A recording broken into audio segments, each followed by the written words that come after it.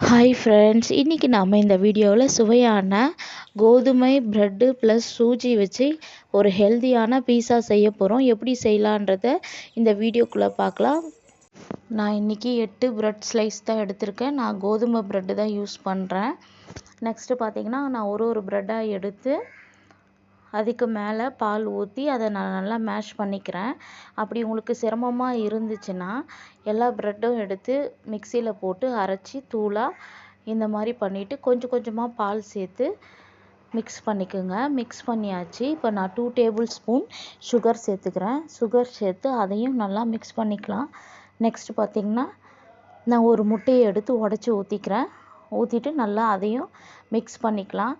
Next நான் 1 cup சூஜி அதாவது ரவையை சேர்த்து நல்லா மிக்ஸ் பண்ணிக்கிறேன். நல்லா மிக்ஸ் பண்ணியாச்சு.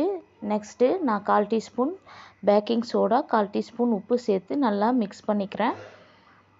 இப்போ ஒரு 10 மினிட்ஸ் அது செப்பரேட்டாக சோக் ஆகட்டும். நெக்ஸ்ட்டு பார்த்திங்கன்னா ஒரு பேனில் 1 டேபிள் ஸ்பூன் நெய் ஊற்றிட்டு நல்லா ப்ரஷ்ஷை வச்சு ஈவனாக ஸ்ப்ரெட் பண்ணணும். நெக்ஸ்ட்டு பார்த்திங்கன்னா அந்த பேட்டரை சேர்த்துட்டு பேனில் ஒரு 5 மினிட்ஸ் மூடி வச்சு லோ ஃப்ளேமில் குக் பண்ணிக்கலாம். குக் பண்ணதுக்கப்புறம் அந்த பீஸாவை திருப்பி போட்டு நான் டொமேட்டோ சாஸை ஈவனாக ஸ்ப்ரெட் பண்ணிக்கிறேன். உங்களுக்கு எவ்வளோ தேவையோ அந்த அளவுக்கு நீங்கள் டொமேட்டோ சாஸை ஊற்றி நல்லா ஸ்ப்ரெட் பண்ணிக்கோங்க. நெக்ஸ்ட்டு பார்த்திங்கன்னா நான் சீஸை துருவி வச்சுருக்கேன்.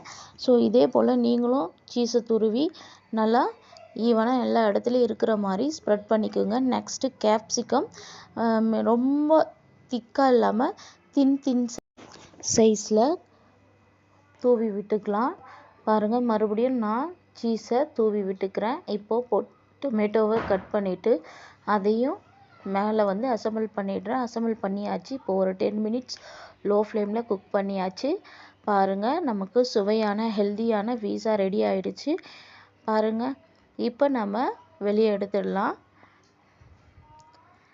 எடுத்தாச்சு. பாருங்கள், பார்க்குறதுக்கே எவ்வளோ அழகாக இருக்குது.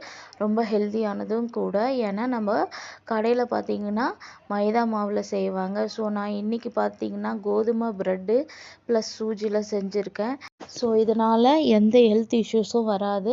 குழந்தைங்களுக்கு ஆரோக்கியமானதும் கூட. நம்ம கையால் செஞ்சு கொடுக்கும்போது தைரியமாக கொடுக்கலாம். எந்த ஹெல்த் இஷ்யூஸும் வராது.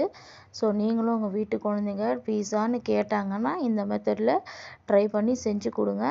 ரொம்ப டேஸ்டியாக இருக்கும். செஞ்சு பார்த்துட்டு கமெண்ட்ஸில் கமெண்ட் பண்ணுங்கள். தேங்க்ஸ் ஃபார் வாட்சிங் மை வீடியோ.